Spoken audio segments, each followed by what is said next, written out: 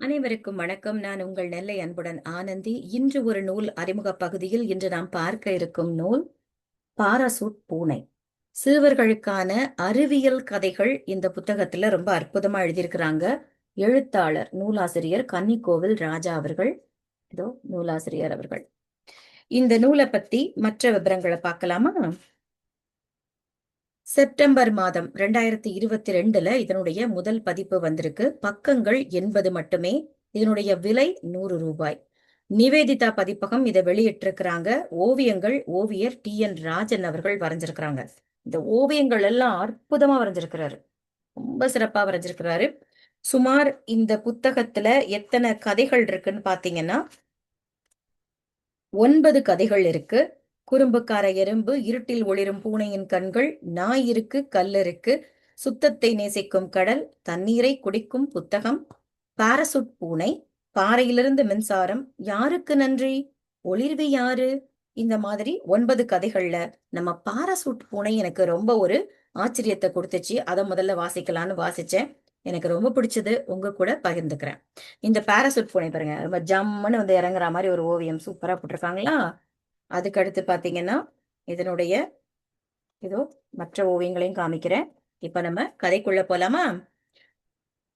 என்னங்க, இந்த வீடு நமக்கு ரொம்ப வசதியா இருக்கு, இங்கேயே தங்கிடலாங்க அப்படின்னு ஒரு பெண் எலி சொல்லுதாம்.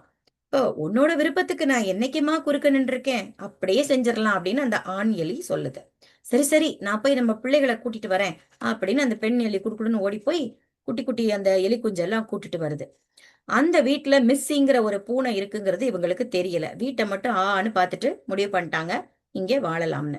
வாங்க வாங்க, இனிமே இதுதான் நம்ம வீடு அப்படின்னு அந்த வீட்டோட சமையலறையில இருக்கக்கூடிய புகைப்போக்கி வழியா தன்னோட எலி குஞ்சுகளை கூட்டிட்டு இந்த அம்மா எலி உள்ள இறங்குது. பிள்ளைங்கள்லாம் பார்த்துட்டு எனக்கு இந்த வீடு ரொம்ப பிடிச்சிருக்குமா, பெரிய வீடா இருக்கு, நல்லா விளையாடலாம், அங்கிட்டும் இங்கிட்டும் ஓடுதுங்க. ஆனந்த கூத்தாடும் பொழுது என்ன ஆகுது, பாத்திரத்தை உருட்டி விட்டுருச்சு. அப்படித்தான். என்னது இது, அடுப்பங்கரையில இருந்து சத்தம் வருது, வீட்டுல யாரும் இல்ல, யாரு வேலை இது அப்படின்னு எட்டி பாக்குது. அவ்வளவுதான். எலி குஞ்சுகளும் எலியும் சேர்ந்து போடுற ஆட்டத்தை பார்த்த உடனே வந்துச்சே கோவம் நம்ம மிஸ்ஸி பூனைக்கு. ஆ, நான் காவல் காக்குற வீட்டுல கொஞ்சம் கூட பயம் இல்லாம இத்தனை எலிகளா அப்படி சொல்லிட்டு மியாவுன்னு கத்திட்டு பாஞ்சு போச்சு பாருங்க. அப்படியே பேயறிஞ்ச மாதிரி நிக்குதுங்க இந்த எலி குஞ்சும் அந்த அம்மா எலி அப்பா எலிலாம். ஐயோ, எவ்வளவு பெரிய பூனை அப்படின்னு நின்றுட்டு இருக்கும்போது சுதாரிச்சு எறா ஓட்டம் அப்படின்னு குடு குடு குடுன்னு ஓட ஆரம்பிச்சது பாருங்க. எல்லா இடமும் ஓடி மாடிப்படியெல்லாம் ஓடி மொட்டை மாடி நுனியில வந்து நிக்குதுங்க. மாட்டினியா, நல்லா மாட்டினியா, இனிமே ஓடுறதுக்கு ஒண்ணும் இடம் இல்ல அப்படின்னு பூனை சொல்லிட்டு மேல பாய வரும்போது டக்குன்னு ஐயையோ பூனை நம்ம மேல பாஞ்சு கடிச்சு தின்றுமேன்னு பயந்து எலிகள் நகரவும் இதை எதிர்பார்க்காத பூனை அப்படியே மாடியில இருந்து தொபுக்கடின்னு கீழே விழுந்துருச்சு. அச்சுச்சோ, பூனை கீழே விழுந்துச்சு, அதுக்கு அடிபட்டு இருக்குமோ என்னாச்சோ தெரியலையே அப்படின்னு பயந்து எட்டி பாக்குது எல்லாம். பூனைக்கு ஒண்ணா இருக்காது. அது பறக்கும் அணில மாதிரி பத்திரமா போய் தர இறங்கி இருக்கும். யாரும் பயப்பட வேணாம். இது பத்திரமா தர இறங்கி இருக்குமா அப்படின்னு இந்த எலி குஞ்சு எல்லாம் எட்டி பாக்குது. அட ஆமா, அப்பா சொன்னது மாதிரியே கீழே பத்திரமா இறங்கி நின்னுகிட்டு மியாவ் மியாவ்னு கத்திட்டு இருக்குதே அப்படின்னு பாக்குறாங்க. எப்படிப்பா இவ்வளவு உயரத்துல இருந்து அந்த பூனை எப்படி விழுந்து தப்பிச்சுது அடிக்கடி படாம அப்படின்னு கேட்கவும், அதுவா, இந்த பூனை எல்லாம் உயரத்துல இருந்து குதிக்கும் போது தன்னோட 4 காலையும் ஒன்னா தரையில வந்து ஊனும் போது ஒன்னா வச்சுதான் கீழே இறங்கும்.